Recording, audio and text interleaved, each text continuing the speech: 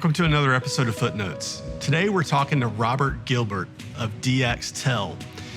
And his company is doing something that I think we've all become more familiar with, and that is to help increase access to rural broadband internet service.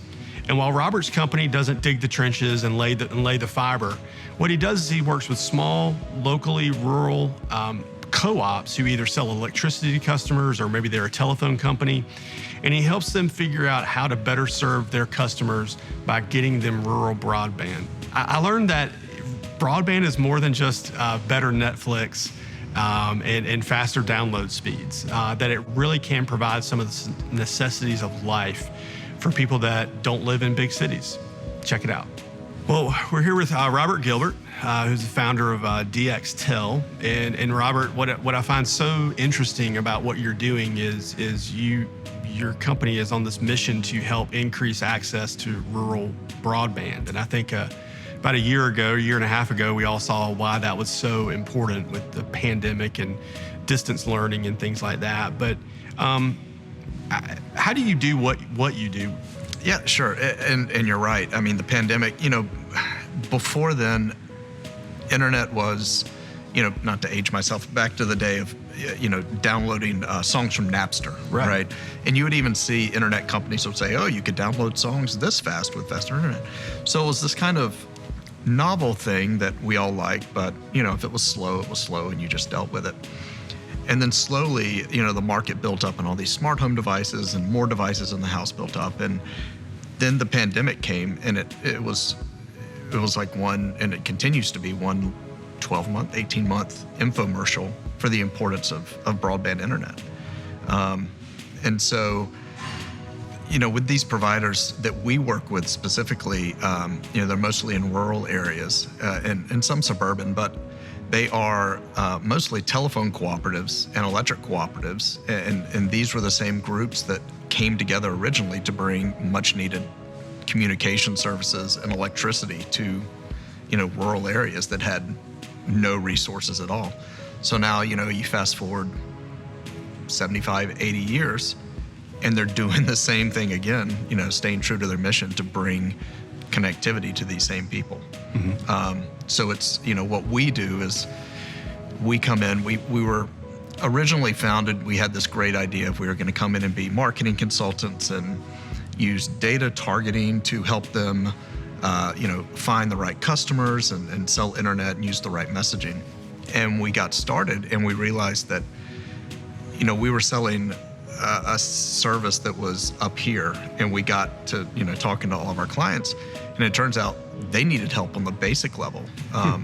What did that look like? Well, what is basic? Basic level. So if you think about the electric cooperatives we're working with, they have just now, some of them within the last 3 years, have launched broadband service. This is a company that not only did they not know anything about providing internet services, but they've never sold anything in a competitive environment. They're an electric company. Right, they're sort of the only game in town. If you want electricity, you have to buy from that group. And exactly. So marketing for them was in large part PR. It was the presenting the giant checks at events and doing that kind of thing. So, we would start working with them, and, we would come in thinking, oh, okay, we're going to consult and provide a strategy. And we would come in and do that, and then, kind of be heading out the door, and they would say, how do we do a website? And, we kept getting pulled back in to help them build up just the foundation of marketing. And so that's, we've kind of evolved into that, where we started with, one service, and now we've expanded to, a dozen services. Mm-hmm. So when they come to you and they're trying to figure out how to sort of do something they've never done, to your point, is that when you're able to employ some of those tools, like helping them understand their customers better, even though they never really had to? What's that education process like? Yeah, it's interesting. I'm sure, to say the least. It's coming in and teaching them. It's not enough. There's a lot of engineers and construction folks in this industry. They get really excited about we're putting fiber in the ground, and they love to show pictures of construction and update people with the technical terms about what they're doing.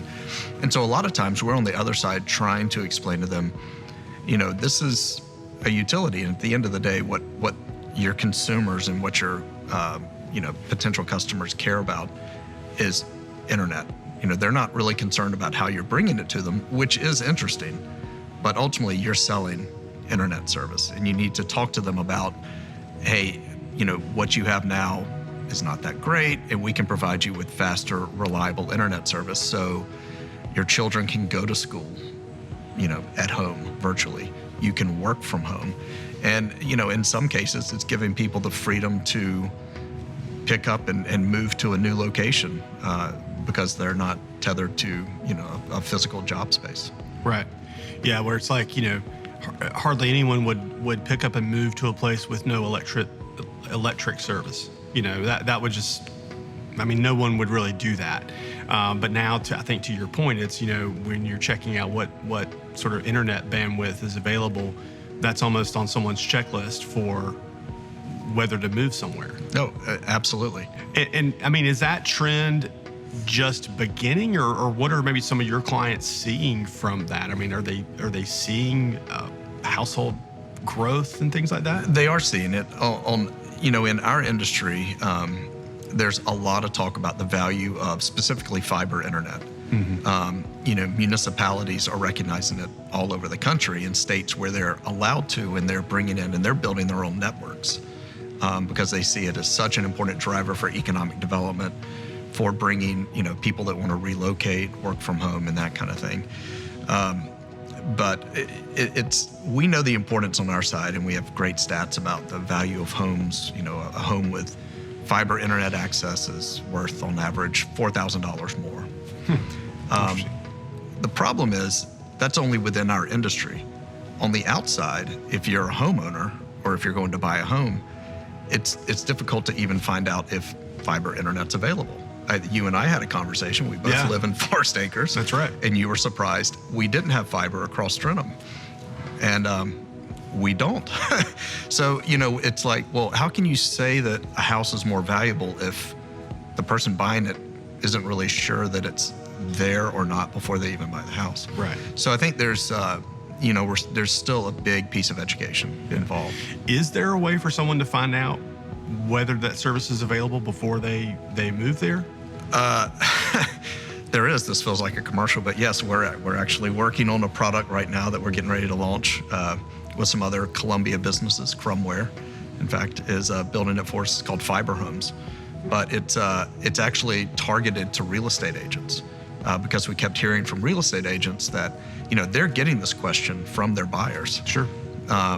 We've talked to agents in Western North Carolina, and the amount of people relocating from larger cities who are coming into the state, they're relocating and they're asking the agent and saying, we both work from home. We have to have reliable internet.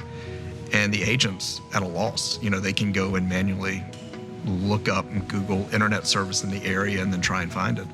But typically it's not available. So we're working to provide this portal for them to just very quickly put in an address and see, is fiber internet available? It's that's interesting. It used to be, people are making a move, and if they have school-age children, it's like, what are the schools like, property taxes, grocery store, so on and so forth. But it now sounds like that question of, is fiber available, has moved up the list. I think the New York Times, I saw an article recently where people's decision-making, the factors they think about when they're buying a house, internet availability is now more important than commute time, which, I think it makes a lot of sense when you look at how many people now work from home at least some portion of the week. Mm-hmm. So in terms of, as you're going to your customers who are able to provide these services, and yes, we had a catalyst, I think, in the pandemic and the work from home movement and things like that. But, what if we never had that? Why isn't it more, why aren't these fast internet speeds more prevalent across the country, given how vital they really do seem to be? Yeah, and part of that is, Oh, I do. I don't think we would be quite as far down the road in terms of the conversation without the pandemic, but certainly it was building just by virtue of the number of connected devices in the average household. To your point about electricity, my wife and I briefly lived in an older house in Forest Acres, and the wiring was typical for a house built in the 30s or whatever. And we had this microwave that, if I had something else going on, I literally had to unplug it to use our microwave, or it would, short out. And if you think about it, that's what a lot of us that don't have fiber internet still have to do these days. There's times where I'm doing demos and I need, to make sure that it's going smoothly, and I have to, yell to my kids to stop streaming, turn off the Apple TV, watch regular TV while I do this. And that's because, it's devices you don't even think of are accessing your internet. And so as those devices have increased, so has this need for bandwidth. Yeah, because it may be easier to ask your kids to stop breathing than it would be to stop streaming. Absolutely. But also, especially if they're in, a learning from home situation or things like that. I mean, I think to your point, streaming is, while it's not maybe as important as breathing, it's almost like asking someone, to not be able to do that. You're basically asking them to not be able to participate in kind of a growing part of their life. Yeah. We've talked, I've used kind of entertainment and streaming options, but, exactly, school learning, telehealth. I mean, that is a huge thing. These areas that, folks, in the new broadband office are working on, and trying to get these areas that are so underserved in the lower part of the state with internet. These are the same towns where, the rural hospitals are closing down. So there are people now between Columbia and Charleston where, you can drive to Lexington Medical Center, you can drive to MUSC, and they're kind of in this healthcare desert somewhat. And telehealth provides an amazing opportunity to bring, some level of care for these people. But only if you have reliable internet can you use telehealth. Right. So it's no coincidence that when you look at underserved, healthcare areas and broadband areas, those are, they're both focusing on the same places because it's just so critical to get them online. Sure. Well, what do you see, going forward? Do you see, certainly broadband access is going to grow, but with it, what else maybe comes alongside it for your clients? Yeah, I think for our clients, what they're focused on, and I think they're really smart to do this, it's, there's a term open access networks that's been used a lot, and that's where a company will build the fiber network, and then retailers can come in and lease space and then have their own brand as the ISP. But instead of open access, the way many of our clients look at it now is open application. And what I mean by that is if let's say over the next 5 years, there's probably going to be 5 to 10 million people who today don't really have reliable enough internet to use any kind of smart device. So you're talking about 5 to 10 million people who are now going to be in the market for a world of connected devices. Everything from iPads to, again, telehealth, wearable medical devices.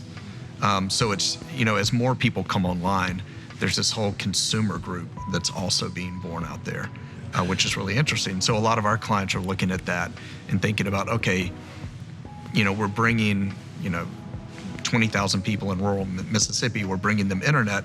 What's the next step?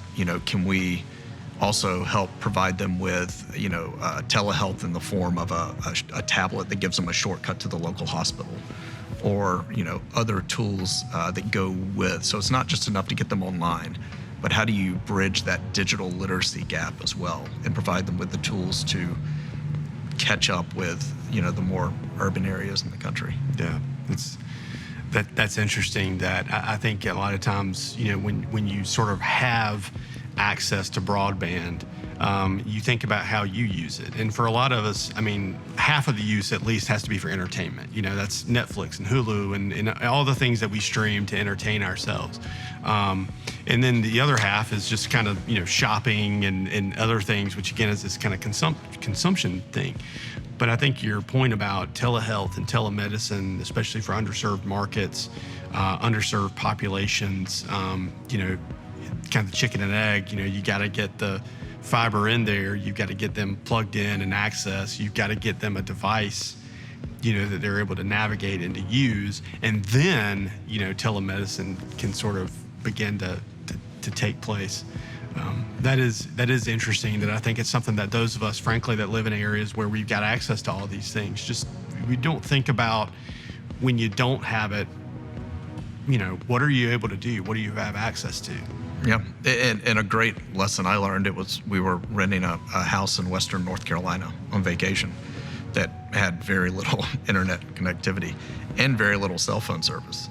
And it's a wake-up call of what it would be like everyday life to try and navigate, where we just say, let's just order in. I'll get on, Bite Squad and get dinner delivered. And healthcare, we were in a situation, I don't know, a few months ago. My son was sick, and so I was like, okay, well, I think it's an ear infection. It was a Saturday or Sunday. Pediatrician was closed. Like, okay, we'll go to the urgent care. I don't know if you've been to an urgent care lately downtown, but very crowded. I mean, unbelievably crowded, like 3-hour wait with a 4-year-old. And so having that option to be able to wait at home, even if you're waiting for 3 hours for a telehealth doctor to come on, at least you're at home and comfortable and not sitting in a car or in a crowded waiting room. So it's, the pandemic, I think, has opened up a lot of people's eyes to not only the importance of it, but the gaps that we're seeing in the population. Yeah. Well, Robert, thanks for sitting down with us and sharing these things. I think you've probably helped lift the cover off for a lot of people that will be listening to this on, access to broadband is about more than just getting better speeds for Netflix. It is about getting more of just the services that we take for granted in more urban areas and to be delivered. It's a delivery mechanism, and certainly obviously for entertainment, but I think just for also the things that are necessary for life. It's just really neat that you guys have built a business around, helping to do that. You're not necessarily laying the cables, but you're helping the groups that need to do that outreach and need to let people know what's possible, that you guys are doing that.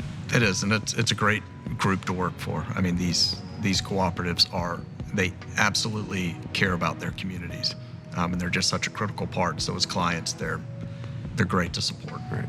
Well, thanks. Absolutely.